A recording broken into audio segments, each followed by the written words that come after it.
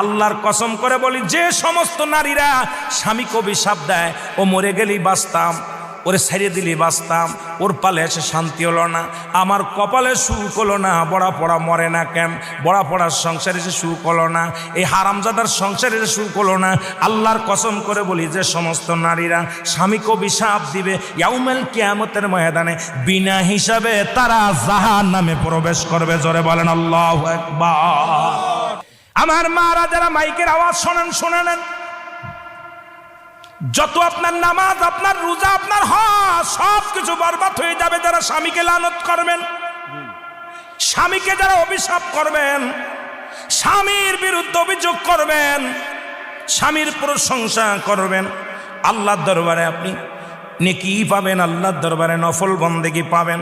সারা রাত পরে আপনি ইবাদত করেছেন, আর একবার বলেন, আপনার মার কাছে বলেন, বোনের কাছে বলেন, ভাইয়ের কাছে বলেন, ভাইরে তোমার দুলো ভাইটা কত সুন্দর, উনি ফরেজগার মানুষ, নামাজি মানুষ, আমাকে ভালোবাসে।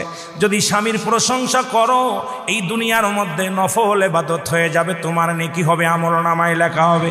নবীজি বলছে, অধিকাংশ মহিলারা ওই কিয়ামতের ময়দানে ওই জাহান্নামী অধিবাসী হয়েছে যারা স্বামীর লানতকারী।